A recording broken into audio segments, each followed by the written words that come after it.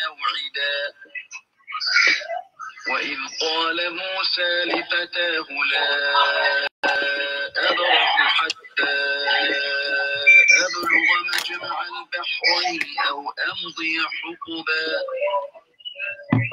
فلما بلغا مجمع بينهما نسيا حوتهما فاتخذ سبيله في البحر سربا فلما جاوزا قال لفتاه آتنا غداءنا لقد لقينا من سفرنا هذا نصبا قال أرأيت إذ أوينا إلى الصخرة فإني نسيت الحوت وما أنسانيه إلا الشيطان أن أذكره واتخذ سبيله في البحر عجبا قال ذلك ما كنا نبغ فارتدا على آثارهما قصصا فوجدا عبدا من عبادنا آتيناه رحمة من عندنا وعلمناه من لدنا علما قال له موسى هل أتبعك على أن تعلمني مما علمت رشدا قال إنك لن تستطيع معي صبرا وكيف تصبر على ما لم تحط به خبرا قال ستجدني إن شاء الله صابرا ولا أعصي لك أمرا قال فإن اتبعتني فلا تسألني عن شيء حتى أحدث لك منه ذكرا فانطلقا حتى إذا ركبا في السفينة خرقها قال أخرقتها لتغرق أهلها لقد جئت شيئا إمرا قال ألم أقل إنك لن تستطيع معي صبرا قال لا تؤاخذني بما نسيت ولا ترهقني من أمري عسرا فانطلقا حتى إذا لقيا غلاما فقتله قال أقتلت نفسا زكية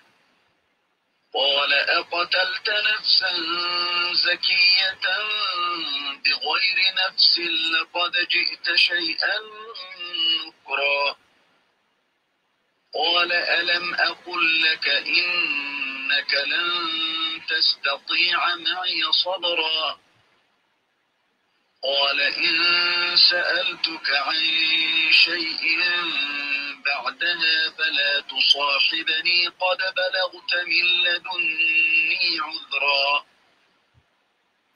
فانطلقا حتى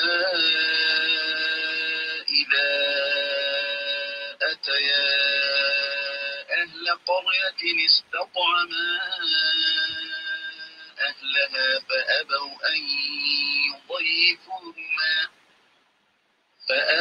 أن يضيفوهما فوجدا فيها جدارا يريد أن ينقض فأقامه قال لو شئت لاتخذت عليه أجرا قال هذا فراق بيني وبينك سأنبئك بتأويل ما لم تستطع عليه صبرا قال هذا فراق بيني وبينك سأنبئك بتأويل ما لم تستطع عليه صبرا. أعوذ بالله من الشيطان الرجيم. بسم الله الرحمن الرحيم. الحمد لله وكفى بالله وليا ونصيرا والصلاة والسلام على رسول الله وكفى به نبيا ورسولا صلى الله عليه وعلى آله الطيبين الطاهرين وأصحابه أجمعين ومن سلك سبيلهم إلى يوم الدين وسلم تسليما. اللهم ثبت جناني وأجر الحق على لساني وأعوذ بك أن أظلم أو أظلم وأعوذ بك من أن أقتال من تحتي إنما الأعمال بالنيات وإنما لكل امرئ ما نوى. يوم مسلمي السلام عليكم ورحمة الله تعالى وبركاته. muna yi wa Allah godiya, sarki mai kowa mai komai ya sake dawowa da mu a karkashin karatun littafinsa mai girma alkur'ani. Ramadan yau ya shiga kwana na 11, hijira na manzo sallallahu alaihi wa alihi wa sallam 441. Me yana da kwana na 4, miladiya yana da shekara 2020. A wannan lokaci a jiya mun soma karatu a cikin wannan sura mai girma, suratul kaf. Mun zo mu ajiye karkashin fadin Allah madaukakin sarki da ya ce fantalaka hatta iza lakiya gulaman fakatala قال أقتلت نفسا زكية بغير نفس لقد جئت شيئا نكرا. Kamin mu shiga cikin fassarar wa'annan ayoyi, a gaskiya wani tambaya ya zo, amma ya kamata da replay tambayan nan rubuta kamin yi magana, amma yanzu haka ina tuna abin da mai tambayan ya yi tambaya shine sallan magrib yayin da mutum ya iske ko lisha an riga shi a daya ko an riga shi raka'a 2, idan ya zo zai rama, karatun nan zai boye ne ko zai bayyana ne? Sa'an nan idan mutum zai sallan magrib shi kadai kuma namiji, zai bayyana karatu ne ko zai boye ne? Ko kuma sallar lisha. Abinda muke cewa shine annabi sallallahu alaihi wasallam ya fada a cikin hadisi yana cewa sallu kama ra'aitumuni usalli, ku yi sallah kamar yadda kuka ga ina sallah. Salloli guda 3 annabi sallallahu alaihi wasallam yana bayyana karatunsu, sallah guda 2 annabi yana boye karatunsu. Wannan shine sunnan sallah ittifakan, sai dai ranar juma'a sallah guda 4 ana bayyana karatu, guda 1 ake boyewa. Ranar juma'a ba a yin sallar azafar, ana sallar juma'a ne. Sallar juma'a ana bayyana karatu, la'asar a boye, magaruba a bayyana, lisha a bayyana, sallar asuba a bayyana. Sauran ranaku duka azafar da la'asar ana asirta karatu, ana yin shi a cikin asiri. Wannan kuma ina son in yi tambihi ga da yawa daga cikin almajirai ko muridai ko kuma amawan musulmi, cewa ana boye karatu bai nuna cewa ba a yi. Sannan boye karatu shine ka rika yi kana kira harafin harshenka na motsi, shine ka boye. Amma ba ka yi shiru ka kama lebunka guda 2 duka ka rufe kaf, to wannan ba ka yi komai ba, sunanka ka yi tunani kawai. Wannan zallan tunani ne kurum, ba kai komai ba. Da yawa yayin da aka ce a karanta fatiha suna bayan liman, kana ganin yadda ya yi kabbara ya rufe bakin shi lebun shi suka saura kulle kaf, to haka zai saura haɗa kare sallah. To wannan baka karanta komai ba. Ma'anan karatu shine za ka rika ambaton harafi, halshinka yana motsi, lebunka na bude, alhamdulillah.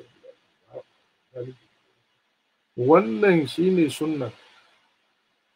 Shine sunnan boye karatu, ba ka rufe halshinka lebunka kaf wai kana karatu cikin zuciya. Wannan kai da wanda ya yi tunani duka kun yi abu iri guda. Wannan tambihi ne nake son in falkar cewa a yi karatu a asirin ma, saboda ruwayoyin wayansu hadisai sun ce muna sallan azafar ko la'asar bayan manzo Allah a wayansu lokaci mukan ji wayansu harfofi na fita bakin shi.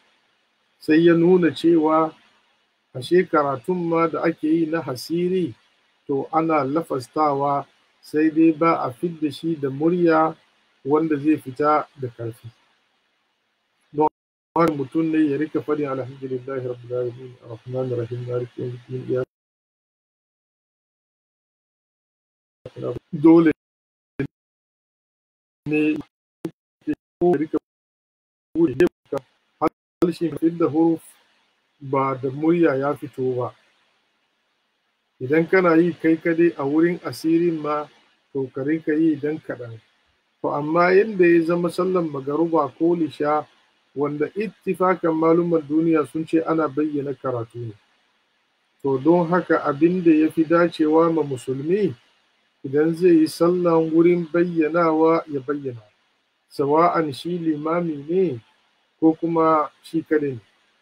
Haka yayin da zai rama sallah, wurin ramawa akwai mas'ala mai zurfi wanda ban son in kusa a kai, saboda hadisin manzo sallallahu alaihi wasallam yana cewa idza ataytumus salata fala ta'tuha wa antum tas'aun wa atuha wa alaikumus sakina fama adraktum fasallu wa ma fatakum fa'atimmu.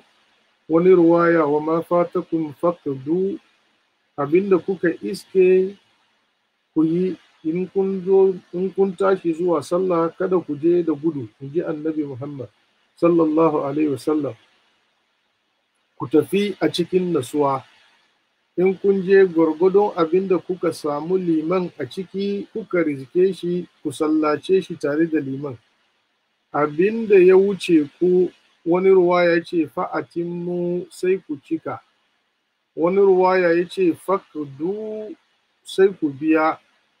Wani ruwaya ya ce fa'atimmu waqdu.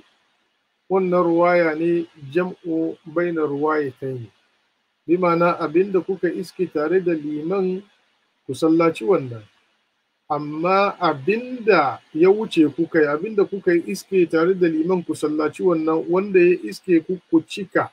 Wannan wata ruwaya. Ruwaya na biyu faqdu, ku biya.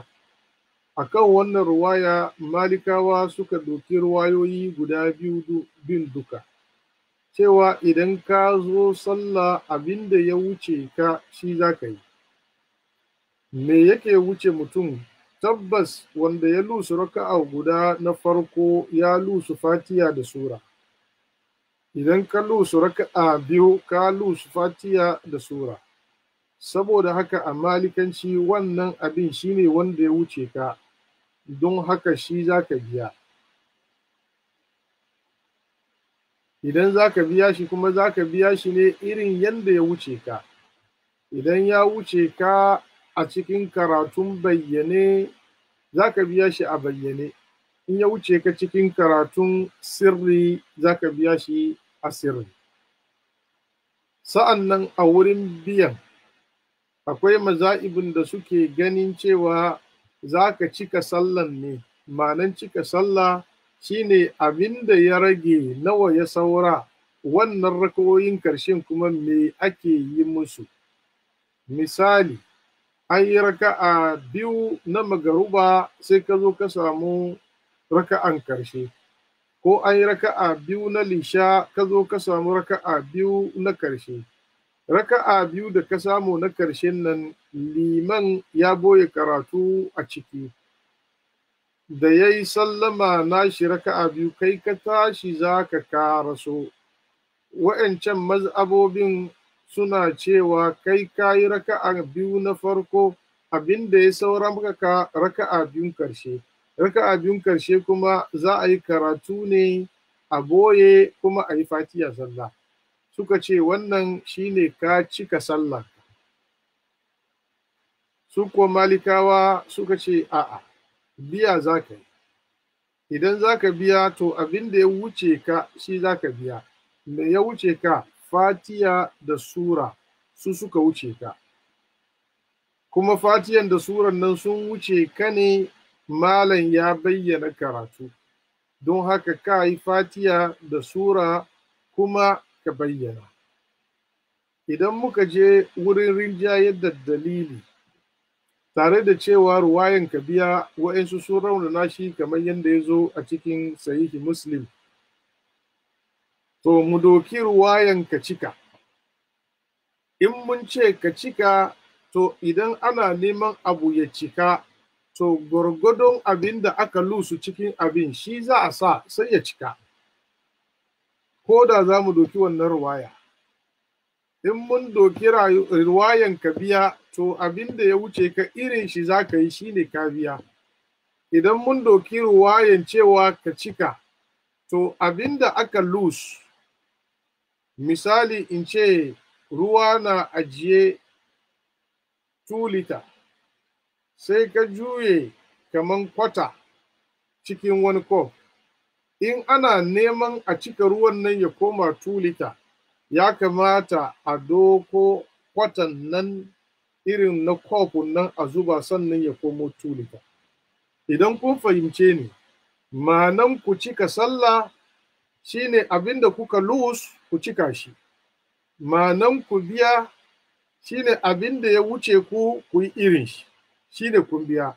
Kisa ruwaya guda biyun duka idan ka doke su kai musu kallo da zurfin nazari, za ka ga abin da malikawa suke fadi ya fi dacewa da lafazin ibn hadisi ma da katari. Balle in ka nemi cika ruwayan fa'atimmu wa kudu ko kuma fakudu wa atimmu, ku biya ya zama kun cika, ko ku cika ya zama kun biya, ko ku biya. Idan kun biya shine irin wanda ya wuce. Idan za ku cika kuma sai ku yi gwargwadon abin da aka lusu. Yasa ka lusu fatiha da sura, idan kana neman ya cika sai ka kawo fatiha da sura. Sannan kuma abin da ka lusu nan karatun bayyane ka lusu. Yasa in kana neman ka cika ya kamata ka bayyana. Wannan shine abin da muke magana a kai, kuma kai muke karkata. Idan mutum ya doki wata ra'ayi na wani mazhaba mu'tabara ya yi aiki da shi babu sabani, muna fatan da mu da ku duka sallan mu Allah ya karba. Watakila wannan magana ya yi wadiya. Sai na biyu, dangane da taimako da bayin Allah suke taimakawa akan abin da ake kokari na taimakawa marayu da jin tausayinsu. Lura da lokacin Ramadana ya riga ya shiga na kwana 11 yanzu, ba ma son mu fi kwana 5 zuwa 6 daga nan ga face mun fara aika sako irin yadda muka saba.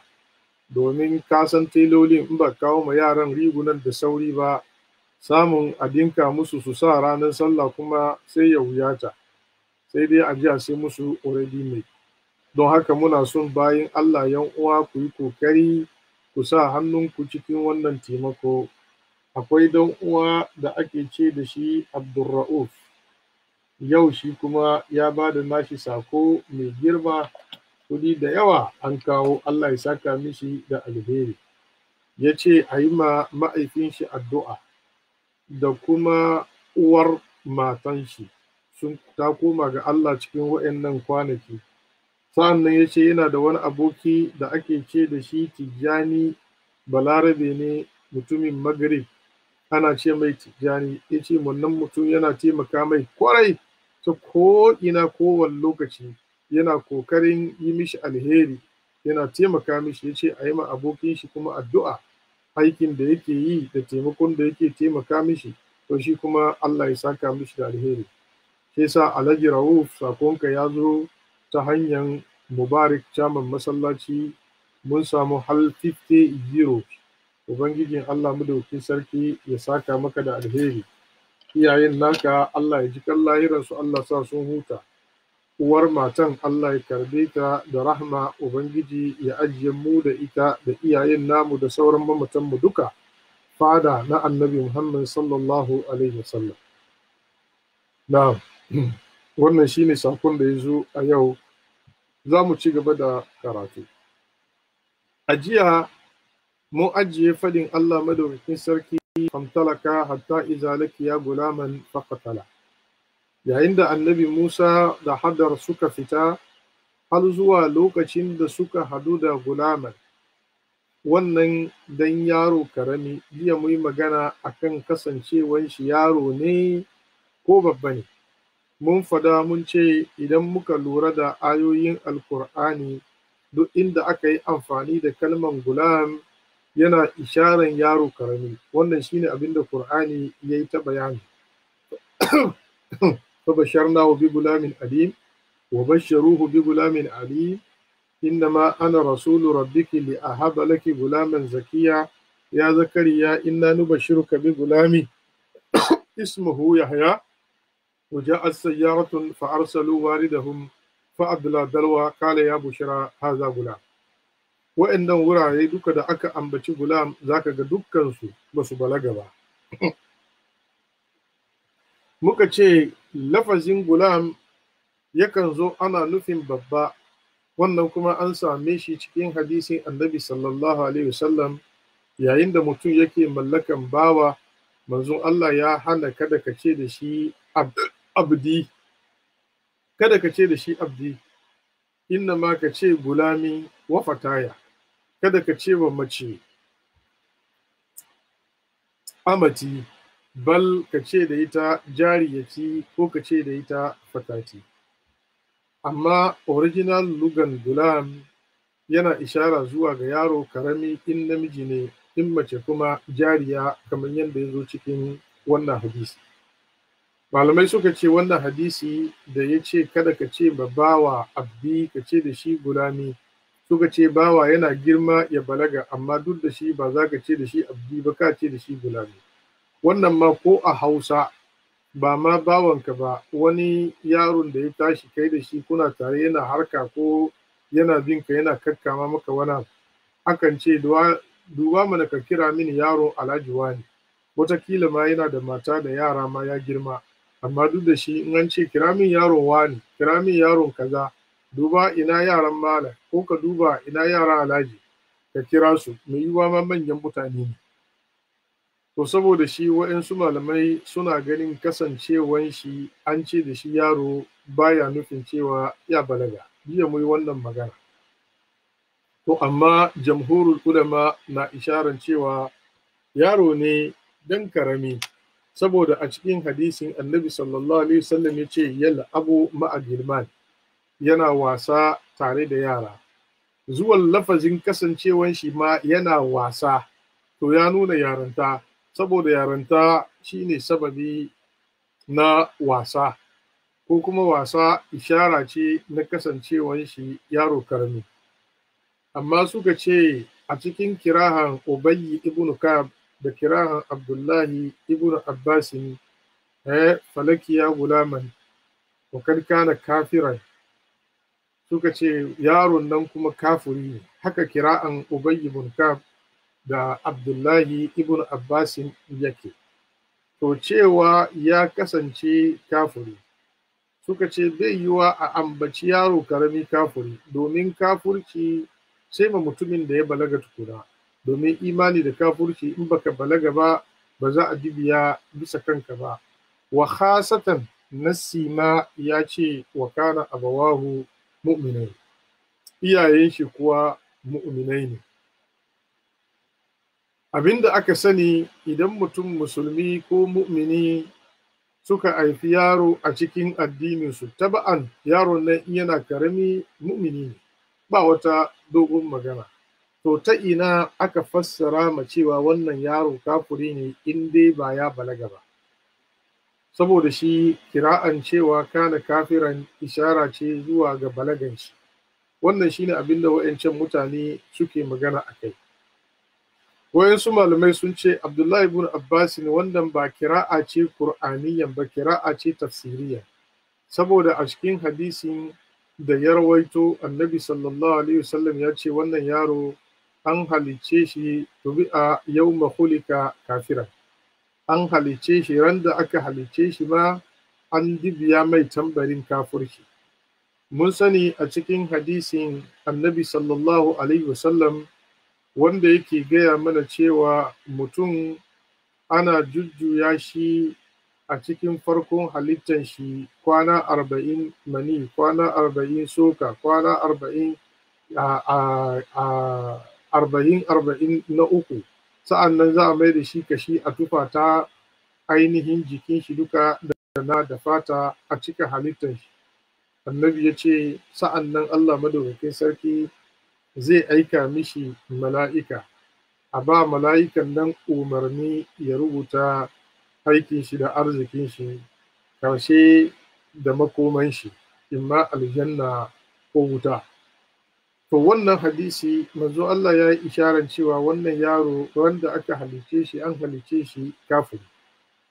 Don haka Abdullahi ibn Abbasin idan ya zo wurin kira'a wannan wuri in ya karanta fantalaka hatta iza lakiya gulaman sai ce kana kafiran fakatala. Ambaton wannan kafirci tafsiri ne da ya rawaito daga hadisin annabi sallallahu alaihi wasallam, amma ba kira'a ce Qur'aniyyan ba, kira'a ce tafsiriyan. Don haka la yasihu, baya inganta a karanta kana kafiran ai sallah da shi. Na biyu, wannan muhawara da ake yi na kasancewan ya girma ko kuma kasancewan shi kafiri, karkashin shi malamai sun fidda wani hukunci. Idan mun ce yaro ne karami, to kuma gashi nan manzon Allah ya yi bayani cewa tubi'a yawma khuliqa kafiran, an dibiya mishi tambari turan da aka haife shi kahuri ne. To in an kashe yaro karami ko da kahuri ne, meye makoman shi ranar tashin kiyama? Akwai akwal a wurin malamai, waɗansu sun yanke cewa 'ya'yan musulmi idan sun mutu suna kanana su yan aljanna ne gaba daya babu sabani. Sa'an nan 'ya'yan arna idan sun mutu suna kanana su ma wuta za su, shi ne kaulin waɗansu malamai. Kauli na biyu cewa 'ya'yan musulmi aljanna za su tabbas, amma 'ya'yan arna su za a sa su cikin alu fataratin a yi musu jarrabawa. To idan za a sa 'ya'yan arna cikin alu fataratin a yi musu jarrabawa, wanda ya fas daga cikinsu zai tafi aljanna, wanda ya fail za shi wuta. To amma wannan aya da muke karantawa iyayen shi mu'minai ne, idan iyayen shi mu'minai ne kuma an kashe shi yana yaro, inda haka aljanna za shi. To akan wannan ta ina za mu fassara hadisin da ya ce tubi'a yawma khuliqa kafiran, da kuma karatun Abdullahi ibn Abbasin da yake cewa wannan yaro kafiri ne. To in kafiri ne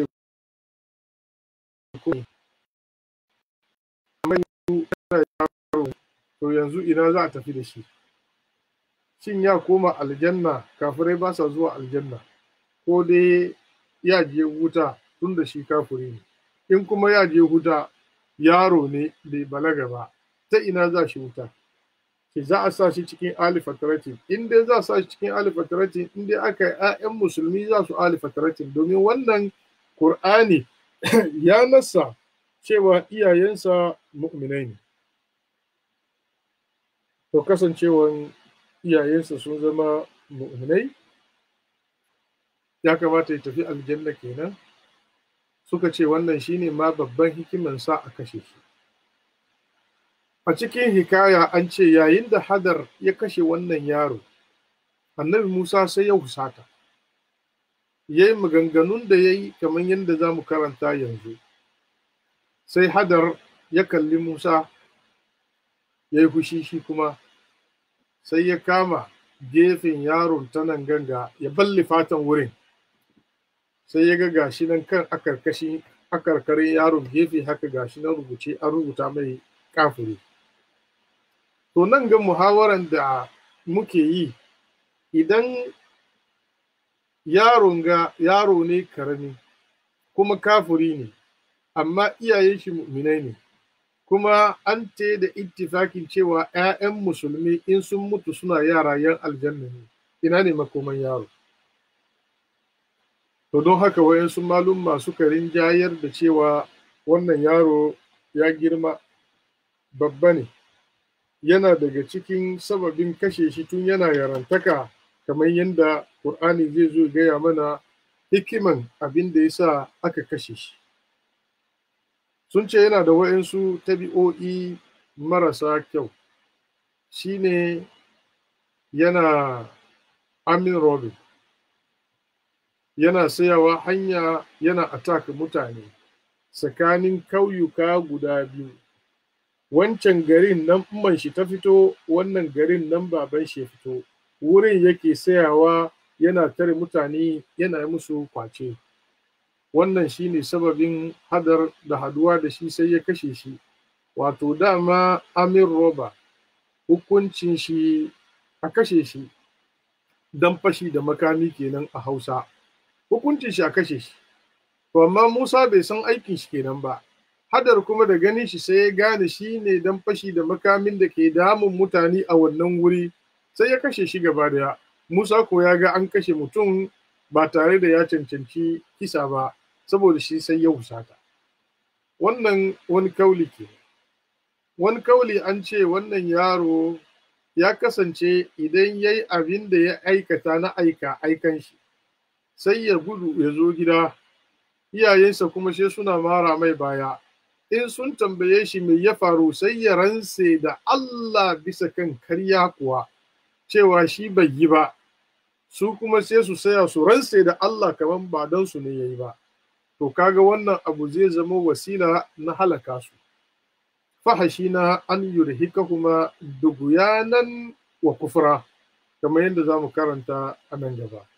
To saboda wannan muhawara mai sanani da fadin annabi Musa alaihi salatu wassalam da ya ce aka talta nafsan zakiyatan bigairi nafsin, ka kashe rai, salkakakken rai, wanda bai kai laifi ba balle a rubuta mishi, kuma ka kashe shi bigairi nafsin, ba wai ya kashe wani bane ya cancanci kisa.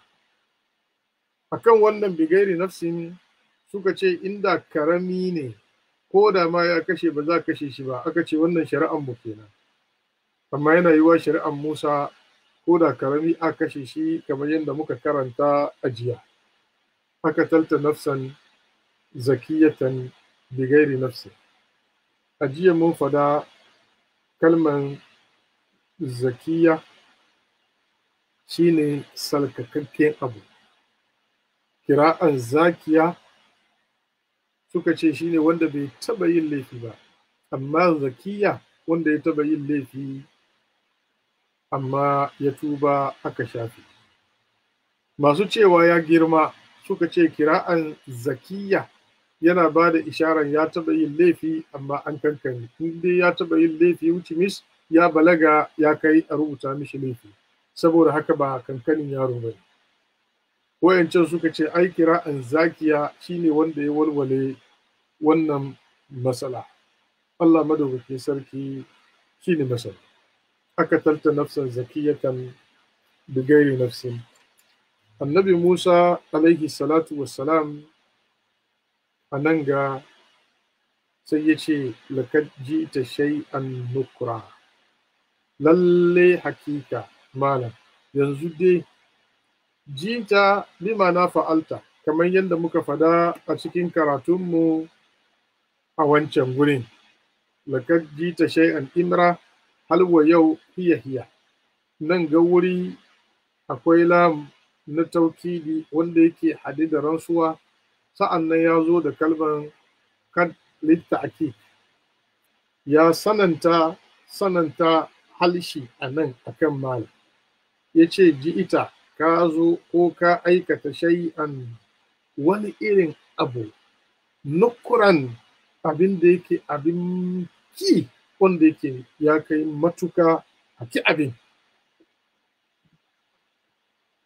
Wannan wuri Musa alaihi salatu wassalam ya yi amfani da wannan lafazi wanda malaman tafsiri sun yi sabani.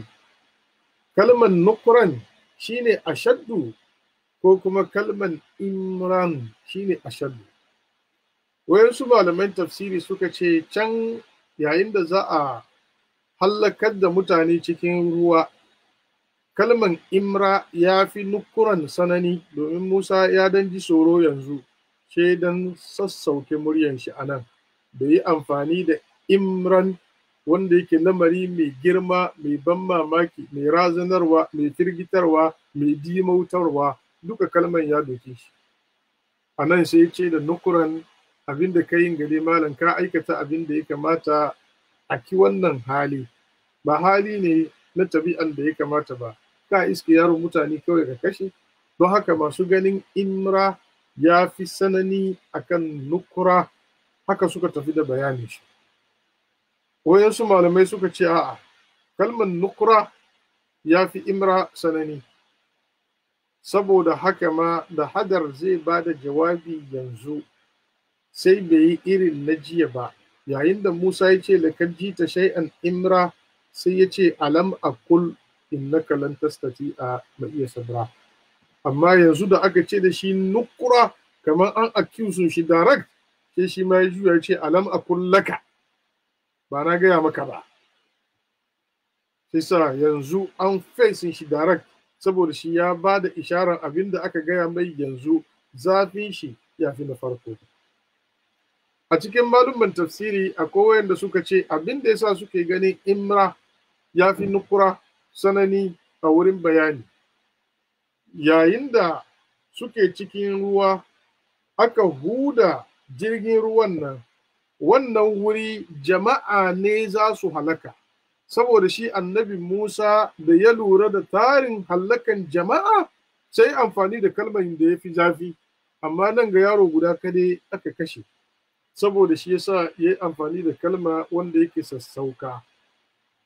Wayanga suka ce wanda ra'ayin da shi ni kuma nake gani kamar yadda na rubuta a cikin tafsirin da muke faman rubutawa, cewa kalmar nukra ya fi zafi akan kalmar imra, domin fasa jirgin ruwan wannan yana yiwuwa ne ya zama musu sababi na halakar, amma ba halakan ba ne.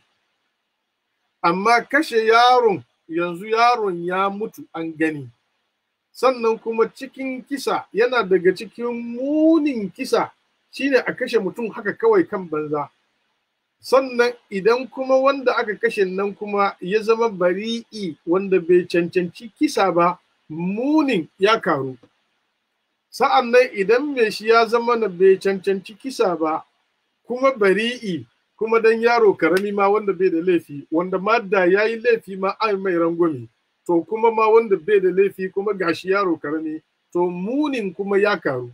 Saboda shi kalmar accuse a nan gashi aka kawo wanda ta fi muni akan na can, domin na can mu'tamal ne, yana yiwa ya zama musu sababin halaka, yana yiwa su rayu, in sun je gaba suna iya gyara kayansu, kamar yadda ya faru, ba su hallaka din ba, domin bayan ya huda jirgin ga ruwan ana kallo, amma ruwan baya shigowa a cikin jirgin. Wannan karama ce na wannan waliyi, ko kuma mu'jiza ce da yake tare da annabi Musa alaihi salatu wassalam. Da karaman waliyai da mu'jizan annabawa duka mabubugansu guda, asali guda ce, domin wanda ke yi shine Allah. Illa bambancin karaman waliyai da mu'jizan annabawa, su mu'jizan annabawa suna yin ta'addi da shi, suna yin abu su ce ba wanda ya isa ya yi irin shi. To wannan shi ne mu'jiza. Amma idan karama ne, wani bai cewa ba wanda ya isa. Ba ka yin ta'addi da karama, amma ana yin ta'addi da mu'jiza. Allah kan ba wani ba annabi abinda ake ce ma mu'jiza shine gagarau, yayi abinda ya gagari sauran mutane. Abinda ake ce ma karama ya bayyanar da abu kamar mu'jiza ma wani bawa wanda ba annabi ba don ya girmama mai shi da shi, saboda shi ya samu sunan karama, ai takriman lahu. Wannan abu ya faru ne girmamawa ga wannan bawa a cikin bayin Allah. Wannan kuma nasu mu'jiza an ba su ne su nuna gagarau wanda wani mahaluki, wani halitta bai iya yin irin shi, su yi tahaddi, in kuma ka isa to kai ma ka yi mu gani, kamar yadda kuka ji a kisosin annabawa da yawa. Saboda shi a nan kisan yaro karami, sa'an nan bari'i wanda kuma bai cancanci kisa ba, to munin shi ya fi fasa jirgin ruwa. Sannan su yan jirgin ruwan ai ba mutuwan suka yi ba, amma wannan yaro gashi ya mutu kiri da buzu hangani, balle ma wayanda suka ce ajiye shi aka yi aka yanka da wuka, to ai kaga munin abin kuma ya karu. Don haka dole annabi Musa a nan hankali shi ya tashi, ya fi tashin da ya yi da farko, saboda a shari'ansa ba a yiwuwa a kashe wani, a shari'an annabawa ma kakaf ba a kashe kowa. Don haka ya ce lakajji ta shay'an nukura. Akan haka ne a nan ga ya yi amfani da wannan kalma. Kalmar annukur shine abinda hankali da rai duka suna kin abin, akalan mummunan abu ne. Tabi'an bashari'a baya kauran abin. Don haka Allah madaukaki sarki idan ka ji ya yi amfani da kalmar nukar duka baya zuwa she bisa kan abin da yake mai sanani. Alkur'ani yana cewa fahasabnaha hisaban shadidan wa azabnaha azaban nukura. Kaji a wurin isabi fakana akibatahuma annahuma fin nari halidaini fiha wa zalika jazaa'ul zalimin.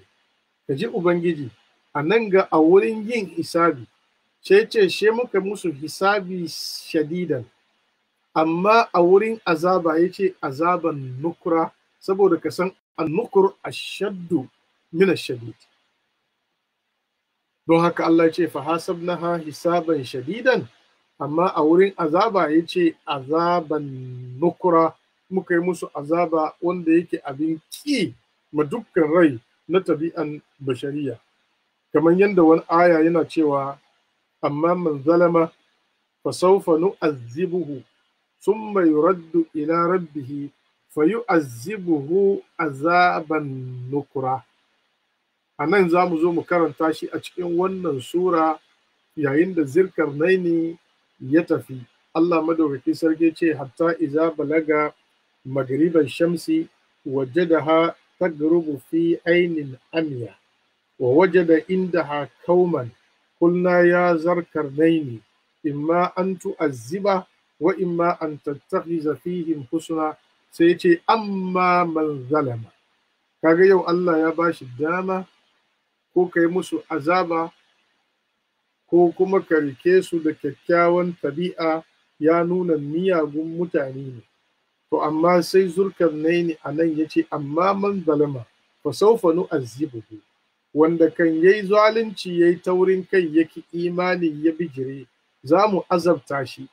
Azaban da Zulkarnaini zai yi shine a nan duniya za a yi shi, amma ya ce summa yuraddu ila rabbihi, imma azaban ne ya zama kisa za a yi mishi ko za a sananta mishi wani wahalhali, duka dai duniya ne. Kuma azaban duniya komin sananinta in ka kwatanta da na lahira to kankani. Don haka nan ya ce fa sawfa nu'azzibuhu summa yuraddu ila rabbihi, sannan za a mai da shi zuwa ga ubangijin shi. To in ya je wurin ubangiji fa yu'azzibuhu azaban nukra, Allah madauki sarki zai mishi azaba wanda yake akwai tankiyar mai sanani, zafi, abin gudu, abin baci rai da dukkan wanda yake da hankali. Illa kalman nukura haka take a cikin alkur'ani a irin waɗannan wurare, lakin idan ka ce na kira sai sa ka sake mai ma'ana. nukura da damma, mummuna, abin muni, abin ki a rai. Amma nakir da kasra shine gayyar ka sake.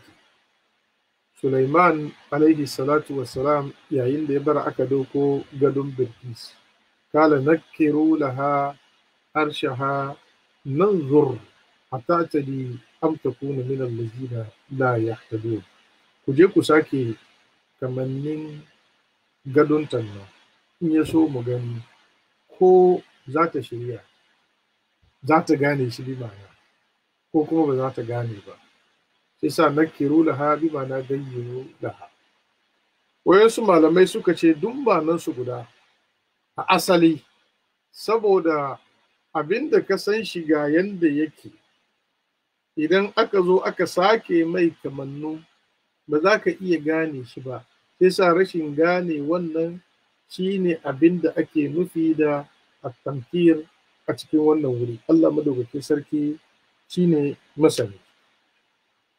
Kala laka ji ta shay'an nukura, sai malam zai ba da jawabi ya ce, alam akul laka, shin ban faɗi maka ba ya kai Musa alaihi salatu wassalam.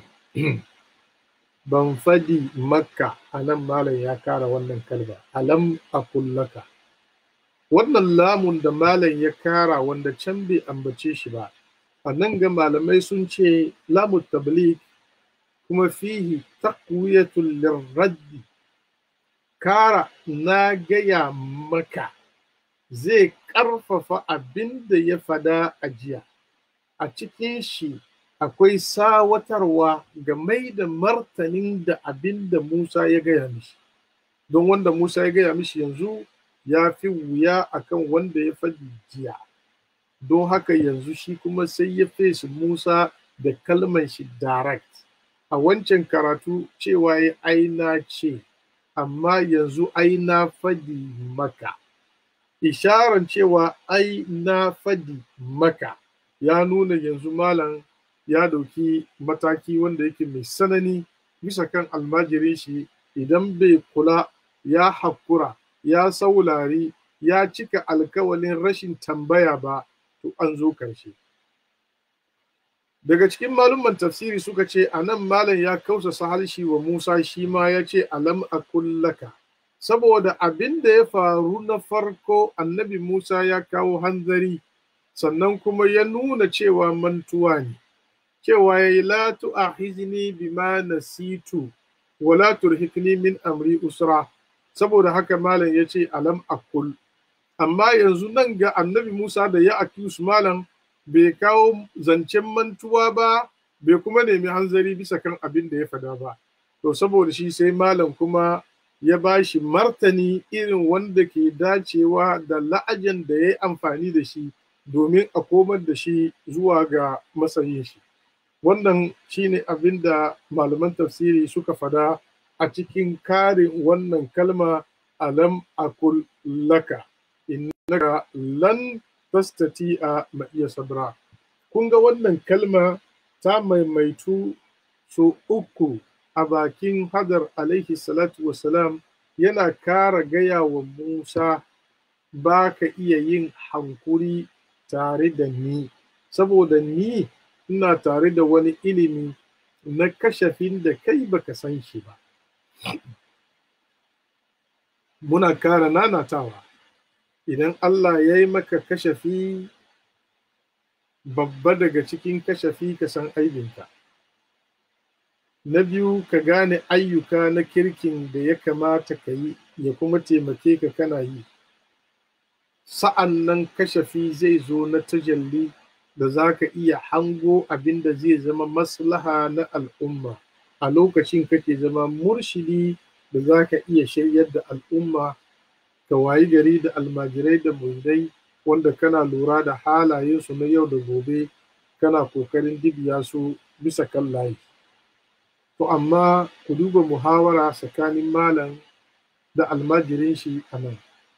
Lalle annabi Musa ya kasa hakuri, don haka annabi Muhammad sallallahu alaihi wasallam ya ce rahmatullahi alaina wa ala Musa.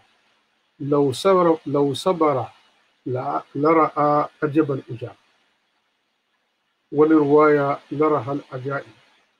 Da annabi Musa ya yi hankuri, in ji annabi Muhammad sallallahu alaihi wasallam, to da ya zo da ababen mamaki wanda yake mai girma.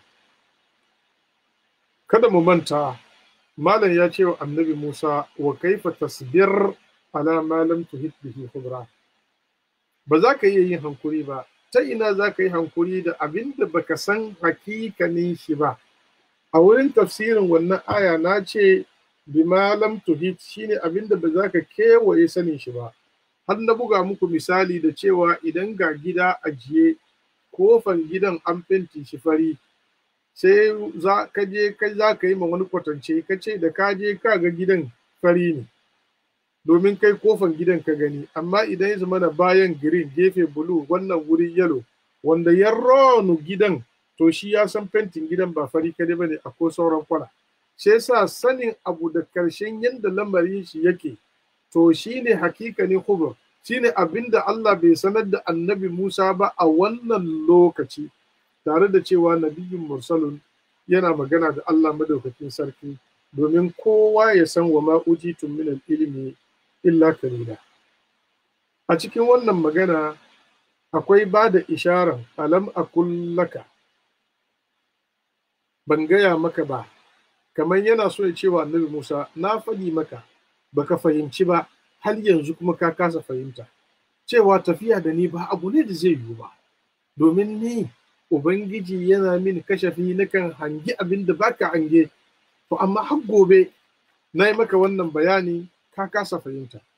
Annabi Musa alaihi salatu wassalam da ya ji wannan lahaja daga bakin malamin shi yanzu, sai ya san abu ta yi zafi, an zo karshe, kamar yanzu malam na son tafiyan ya kama, kowa ya kama hanyar shi, to sai ya nemi usulubu na karshe. Hala, sai annabi Musa a nan ga ya ce, in sa'altuka an shay'in badaha fala tusahibni.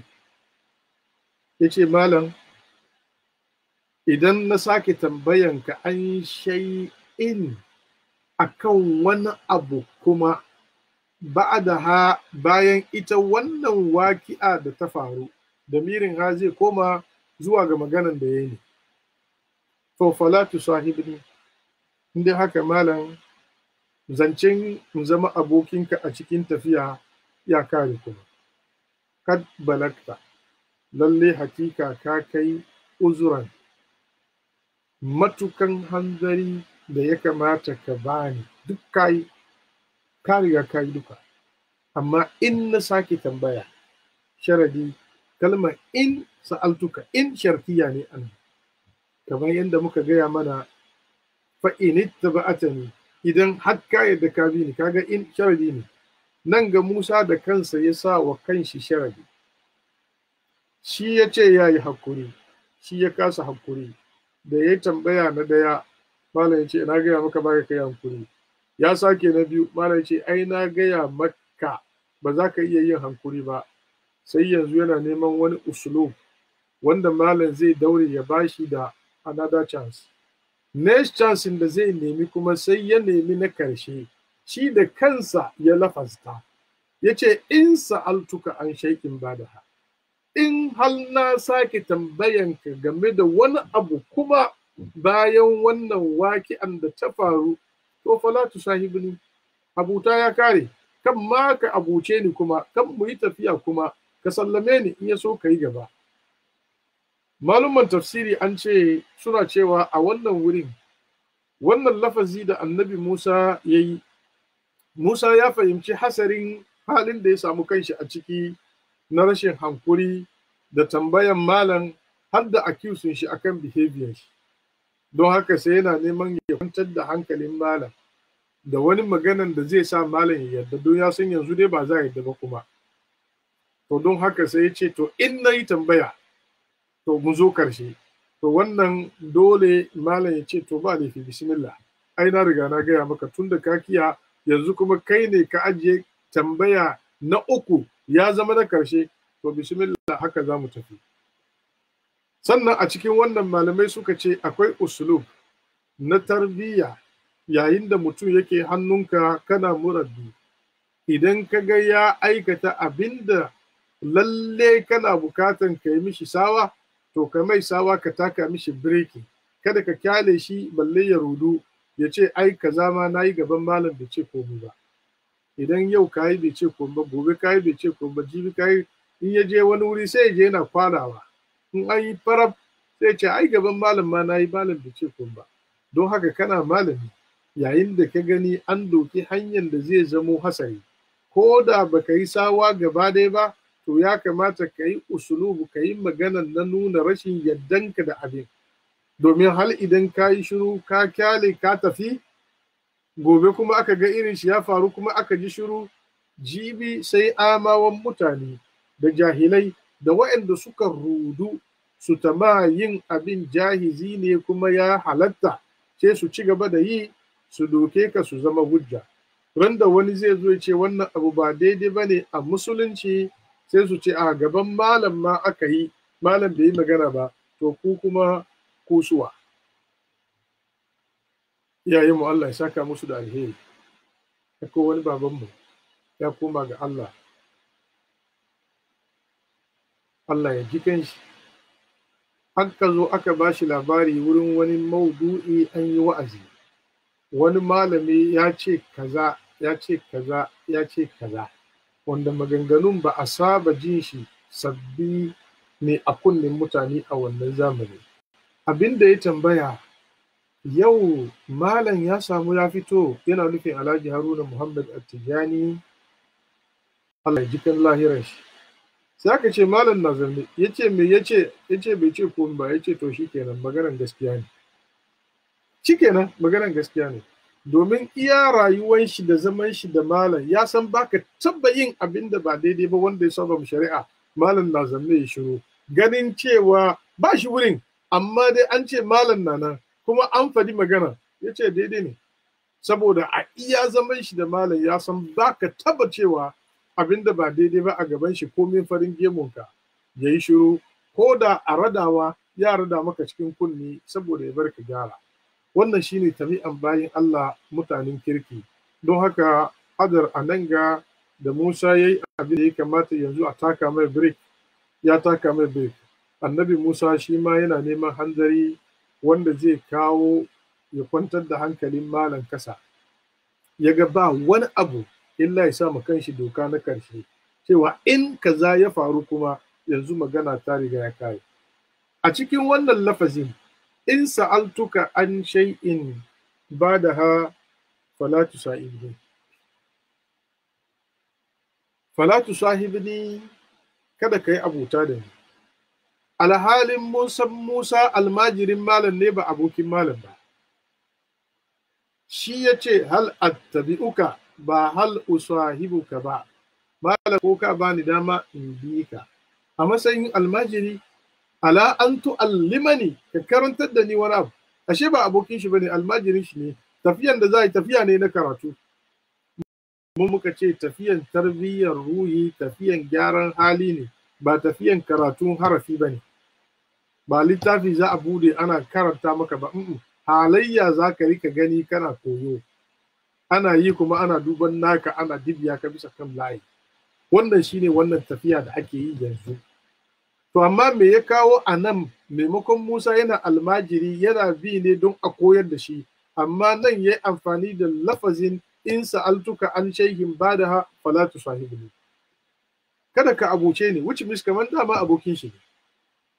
Malaman tafsiri suka ce mutane guda biyu ko da halayensu daban-daban ne, akan kira shi abokin shi tunda tare suke. Suka ce a cikin wannan sura ai mun karanta salihin bawa mutumin kirki da kuma talihin bawa mutumin banza, wanda aka ba shi gona, aka yi ma gonan kuma korama a tsakani. Tilkal jannataini atat ukulaha wa lam tuzlim minhu shay'a. Wanda kowa ya ji mummunan halin wannan mutum. Qala lahu sahibuhu wa huwa yuhawiruhu akafarta billazi halaqaka min turabin summa min nutfatin summa sawwaka rajula. Kaji Allah ya ce sahibuhu, abokin shi, amma tare da cewa halayen daban-daban ne, wanga mummunan tabi'a, wanga mai kyakkyawan tabi'a, wannan mai girman kai, wannan mai ladabi, wannan mai sabo, wannan mai biyayya. Amma Allah ya ce da shi swahib. Sai sa ko da halayenku ya bambanta, kana tafiya bisa kan zahirin doron shari'a, yana tafiya bisa kan shari'a da hakika, to zai yiwu a kira shi swahib. Amma a gani na ba shi ne labarin ba. Abinda na fahimci Allah shi ne masani a cikin dogon nazari, abinda ya sa annabi Musa a nan ya yi amfani da kalmar swahib. Fala tusahibni, kada ka abuce ni kuma, kada ka yi abokantaka da ni kuma. Hadar alaihi salam ya yi annabi Musa ba mu'amala irin na malam da almajiri ba, ya mai mu'amala irin na aboki da aboki. Hal annabi Musa ya mai da malamin shi kaman abokin shi, suna tafiyan abota ba tafiyan zallan almajirci ba, saboda kyakkyawan mu'amala na irin wannan malami. Don haka yana daga cikin abin da za mu koya a cikin wannan, idan ka zama malami akwai almajirai kasanka, ka tattausaya musu, ka sauwaka musu, ka yi tafira da su, kana shawara da su, yanda za ka ba su chansin da za su yi magana lokacin da ya kamata su yi magana, ba kowane lokaci ba. Hal su zama kaman abokai gare ka da za ka iya yin shawara da su in wani abin shawara ta kama. Amma idan ka zamo ka sa babban gab tsakaninka da almajiranka, limitin ya zo ya yi nisa, duk abin da kake fada ba su da ta cewa, ba su da wani maganan da za su yi, ba gaba dai kakaf, ka wayi gari ma'urikum illa ma'ara wa ma'adikum illa sabilar rashad, to wannan lokaci su guje ka yana da sauki kwarai da gaske. Amma idan kai mu'amala da su mu'amala irin na abota, to zai zama sauki ku zamna zamani mai yawa. To wannan shine abin da Hadar ya yi wa annabi Musa, irin mu'amalan shi da shi muhawala ne ta abota. Don haka Musa alaihi salatu wassalam sai ya yi amfani da wannan dama na ganin kyakkyawan mu'amala kamar abota ba almajirki ba, sai ya ce in sa'altuka an shay'in ba'daha fala tusahibni. Idan na sake tambayan ka game da wani abu irin wannan kuma, to kada ka yi abota da ni, magana kuma ya riga ya kare. A cikin wannan akwai dalili mai karfi na almajiri yayin da yake karatu a wurin malam, ya sani duk chansin da malam zai bashi har ya zama abokin shi yana shawara da shi, to shi ya rika kula da matsayinsa na almajirci. Kada ya yadda ya doki kanshi maimakon abokin malam. Malam ya mai da kai aboki, amma kai kakka doke shi aboki. Idan kai ka mai da shi aboki, to ya zama maka ize ka yi mishi iktiradi. Yayin da Musa ya fahimci yanzu shi abokin Hadar ne, to yin iktiradi ya fara shiga tsakani. Wannan kuma shi ya kawo ƙarshen wannan karatu da annabi Musa alaihi salatu wassalam ya yi, bai iya ya je fada ba, domin ya yi wa kanshi sharadi. Na uku, idan kana karatun almajirci gaban malam, kada ka kuskura ko da rana guda ka ce, oh malam wanga da ya fi mini, malam in na kara kai mini kaza, kar ka kuskura. Ko so 10 kai laifin, kai kuskuren, kai dai nemi yafiyawa kawai. Kada ka ajiye ma kanka cewa malam in na kara a yi mini, kar ka fara. Annabi Musa na cewa da na kara a rabu, da ya kara shi aka rabu. Saboda yana kara na uku, malam na cewa haza firaku baini ko baini. Saboda shi kai almajiri muridi, yayin da kake gaban murabbi naka, kada ka kuskura ko so 10 kai dai ka zama mai bada hankuri kawai, ka sa kai kasa. Duk zargin da za ma da duk maganar da za ga, in ya kama ta duka ma a dake ka sani ana yi ne don a gyara ka. Kai kuma kana yi ne domin ka gyaru, ka samu yardan Allah madaukakin sarki. Amma da zaran kayi wasa, kayi wa kanka sharadi, to ko da malam bai aikata sharadin ba, kai naka guilty conscience ma ya sa ka bari.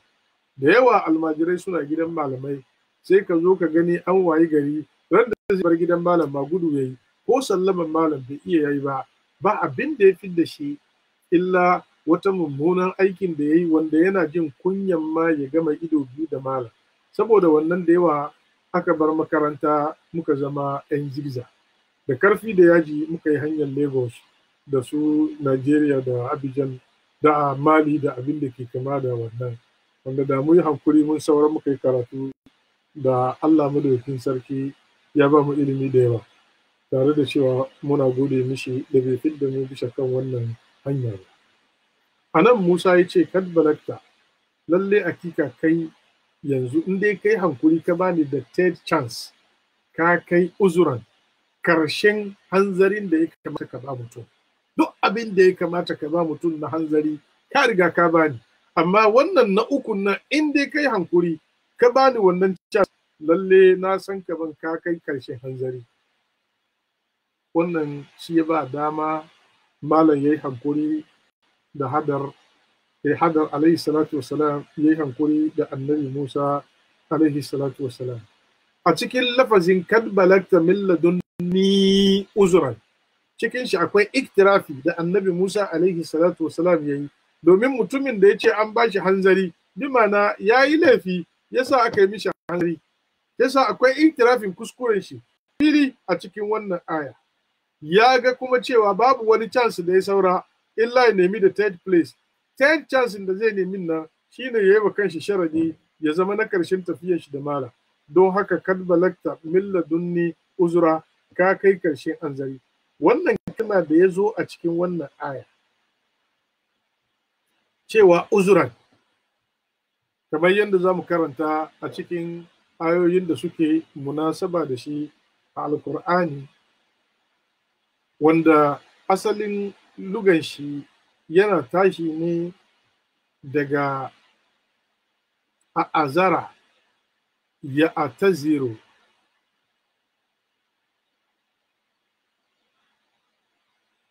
shi sa ka ce iktizaran, ka ce uzuran, wa huwa ma'azurun. To uzuran anan ga abin da yake nufi ma'azurun, in ka rabu da ni wallahi baka da nufi. Alkur'ani na cewa waja al-mu'azzaruna min al-a'rabi li yu'zana lahum, waja al-mu'azzaruna min al-a'rabi li yu'zana lahum, fa yawma izin la yanfa'u adh-dhalimina ma'aziratuhum. Abin da ake ce hanzari shine ka kawo excuse, watakila shine the best English language da zan iya use.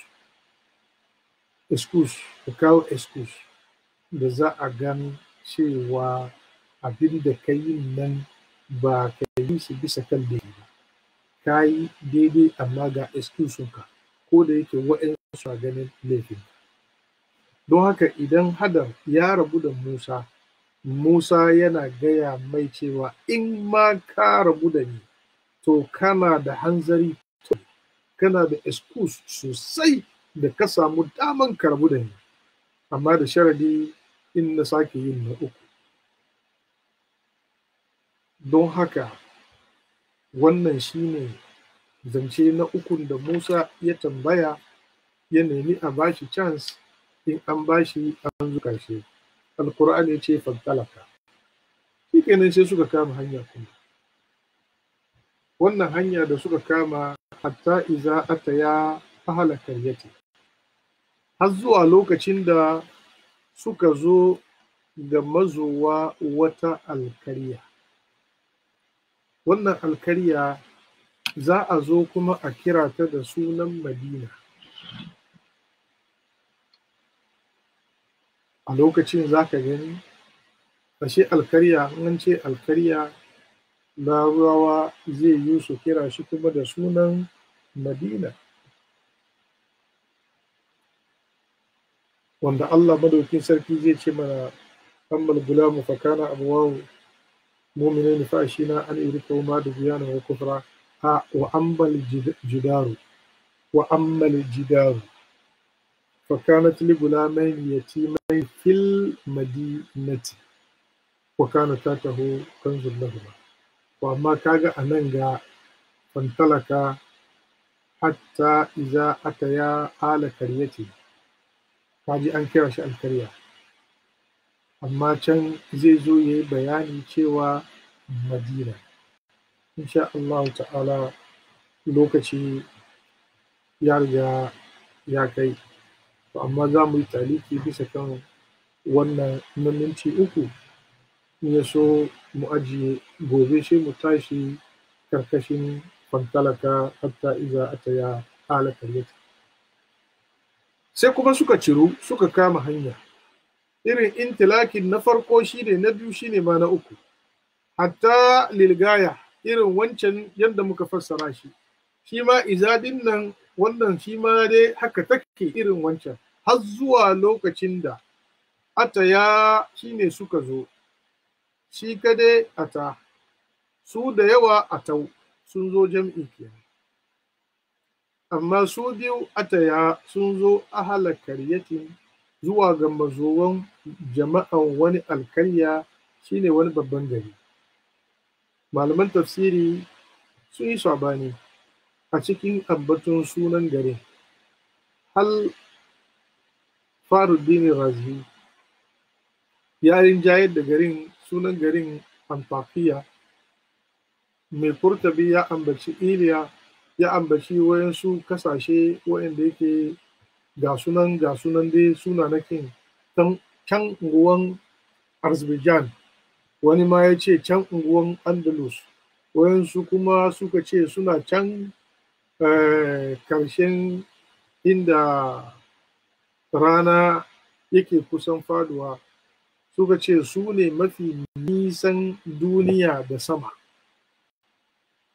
wato sama da duniyan yadda yake, wannan place shine kasa na kasan duniya, sai sa daga sama zuwa wurin akwai nisa kwarai, don haka alherin da ke fitowa ma daga sama yana dadewa kan kai wurinsu, saboda haka sun fi kowa rowa. Alal hakika, yayin da na yi tadabburi a cikin wannan aya, sai na lura da wani abu, ko da ke tabi'an alkur'ani ne bai cika ambaton sunan gari kaza ba. Garin da Allah ya ambace su a cikin alkur'ani gari ne kidayayyu kwarai da gaske, bai za su fi uku ba da kyar. Haka kuma baya kiran sunan ashhas. To amma abinda mutane wannan gari suka yi abu ne mara kyau, an sifata su da sifa mummuna. Da Allah zai bayyana mana sunan garin, ko kuma da annabi zai fada mana sunan garin karara mu gane wannan gari, to da wannan zarge har gobe ba zai fita kansu ba. Hajjibi idan ka ga mutumin wannan gari sai ka kira shi da, sai ka mai irin wannan kallo, to saboda kiyaye mutunci mutane, yana yiwa na wannan zamani su da wannan sifayen bayan su sun sake, to amma da an ambaci wannan sunan garin, to ba za a sake kallon garin da sunan alheri ba, kuma a ci gaba da kallon su da wannan mummunan tabi'a. Munin tabi'ansu na farko shine ba sa karɓar baki. Na biyu, ko da a ruwa ma baki suka nemi su basu, ba za su basu ba. Na uku, azzalimai ne, ba sa jin tausayin marayu. Na hudu, miyagu ne, idan da za su samu dukiyan maraya ma sun damke handamewa za su yi, kamin ya girma ba zai tadda komai ba. Wayannan duk sifofi ne munana. To saboda shi Allah madaukin sarki bai ambata mana sunan ba, don shi kokarin jawo sunan har da kawo illan abin sa suka zama marowata, kamar yadda ya zo a cikin hadisin annabi Muhammad sallallahu alaihi wasallam. Manzo Allah sallallahu alaihi wasallam ya ambace su mutane ne marowata. To fantalaka hatta idza ataya ala karyatin istatama alaha, sai suka nemi ma'abuta garin, mutanen garin su ciyar da su wani abu na abinci, fa'abau, sai suka ki an yudayyifuhuma, suka ki karban bakoncin su. Fa wajada fiha jidaran, a ciki ne sai suka samu ga wani kango, wani fila na wani gini. yuridu an yankad yana nufin faduwa. Kama nan take hadar da ya ga bangon na ya karkata yana nufin faduwa sai je mike shi. Kala annabi Musa sai ya ce lau sai kala sai annabi Musa a nan ga sai ya yi magana ya ce yuridu an yankar da fa kama kala lau shi ita da ka ga dama latta hasta hajara ai da ka bar an biya ka sannan kai musu wannan aiki.